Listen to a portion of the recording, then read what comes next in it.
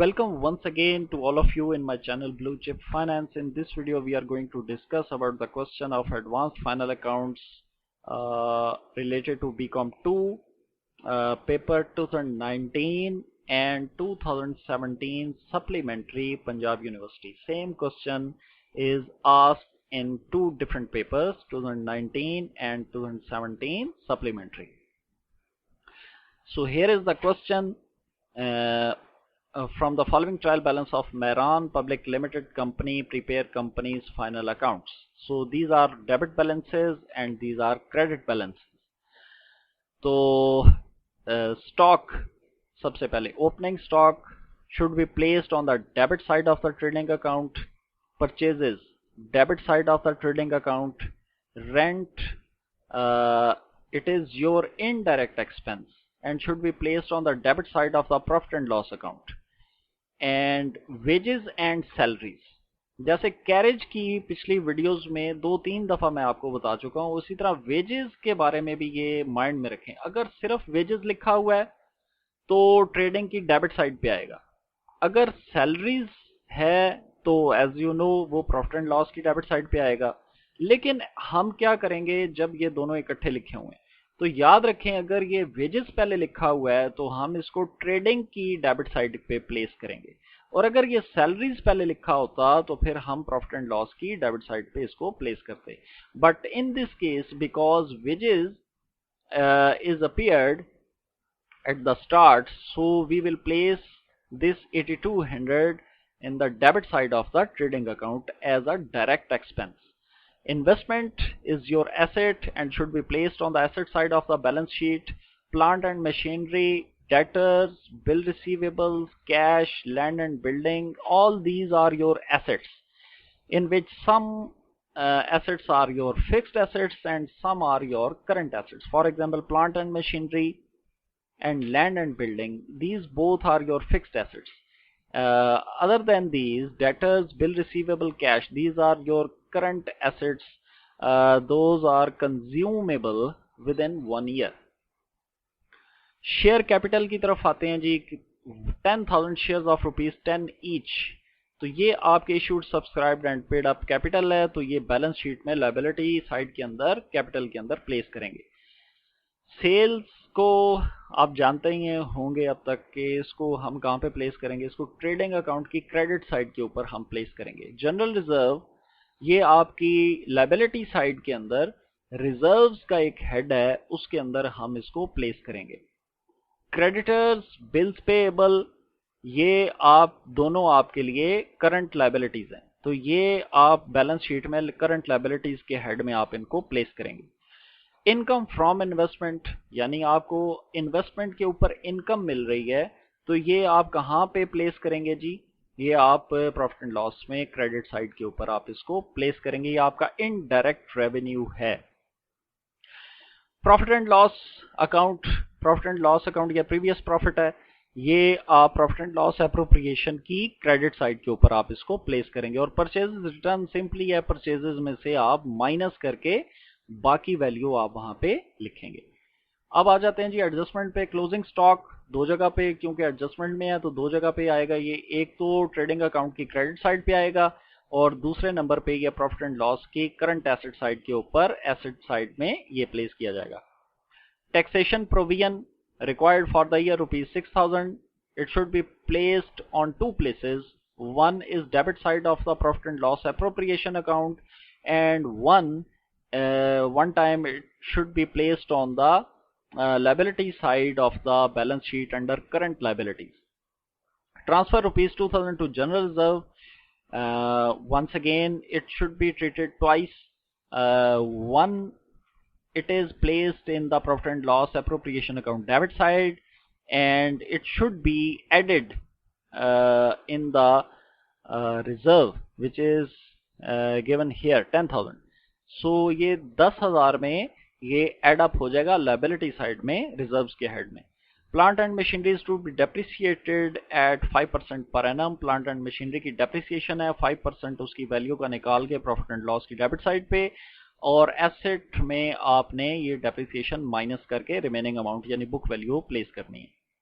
Propose dividend eight 5%। 5% आपने share capital का 5% निकाल लेना है। 1 लाख का 5% आई थिंक 5000 आएगा। ये आपने ये भी आपने 2 दफा ट्रीट करना है। एक आपने इसको profit and loss appropriation account की डेबिट साइड पे प्लेस करना है, and second it should be placed on the liability side under current liabilities.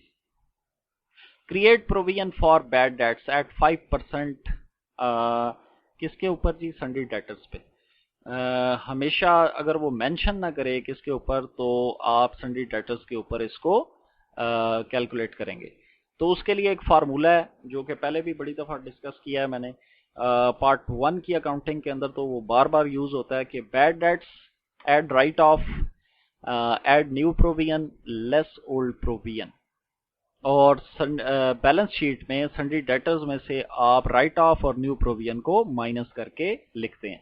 तो वो हम इसको डिस्कस करते हैं यहाँ पे भी।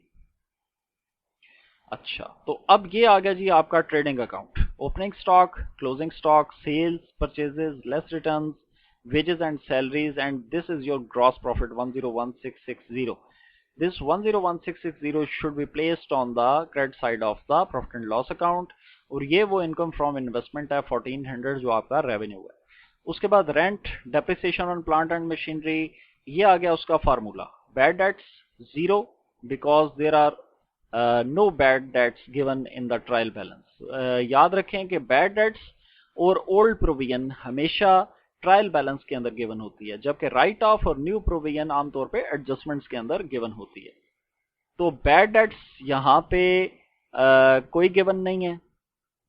उसके बाद आप देखें कि राइट ऑफ एडजस्टमेंट में कोई गिवन नहीं है, सिर्फ ओनली न्यू प्रोविजन उसने कही है। और आप देखें कि 28,000 का हमने 5% लिया है, तो 28,000 ये देखें डेटर्स, सन्डी डेटर्स, ये वो लोग हैं जिन्होंने आपको पैसे। बैड डेट्स कहते किसे हैं? बैड डेट्स उस अमाउंट को कहते हैं कि जिस अमाउंट के मिलने का, रिकवर होने का कोई इम्कान नहीं है। और गुड डेट्स किसको बोलते हैं? गुड डेट्स वो डेट्स हैं जो अमाउंट रिकवर होने का इम्कान है फुली। और ये आपने प्रोविजन इसकी करनी है 5%।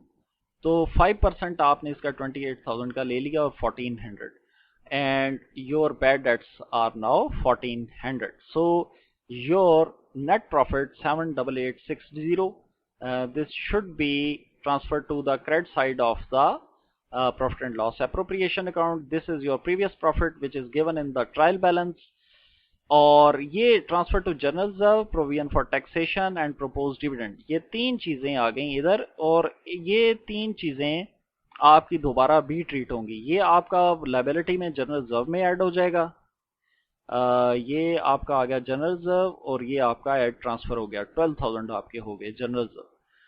उसके बाद प्रोविजन फॉर टैक्सेशन 6,000 है, और प्रोविजन फॉर टैक्सेशन आप देखें ये आ गई 6,000। उसके बाद आपका प्रोपोज डिविडेंड है 5,000, और ये बैलेंस शीट में प्रोपोज डिविडेंड 5,000। और बाकी इसमें बहुत आसान है। ये आपका प्रॉफिट एंड लॉस नया आ गया 79360, और ये आपका आ गया capital, and now your liability side is 211,360।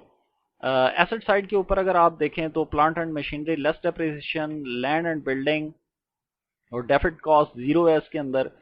Current assets जो है investment, closing stock, bill receivable, cash, सन्डी debtors, ये आ गया लेस राइट ऑफ और लेस न्यू प्रोविजन।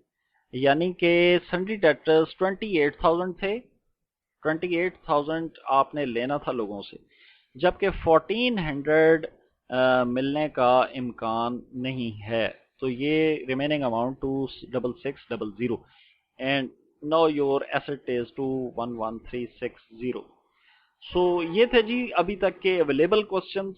इसमें सप्लीमेंट्रीज के क्वेश्चंस भी हैं जो मुझे मिलते गए हैं, वो मैंने सॉल्व कर दिए हैं।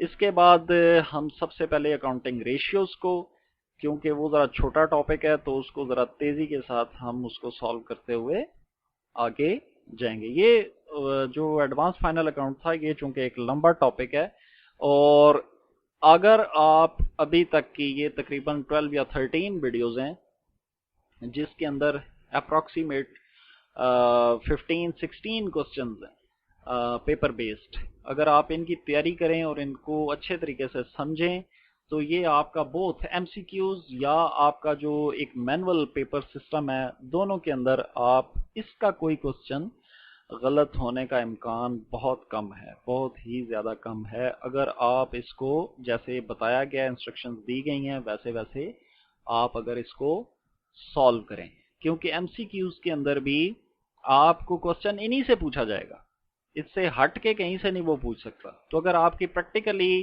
ग्रिप है, एक्सपर्टीज हैं, तो फिर आपके लिए वो भी देना कोई इशू नहीं है। So thank you, stay blessed and stay touch.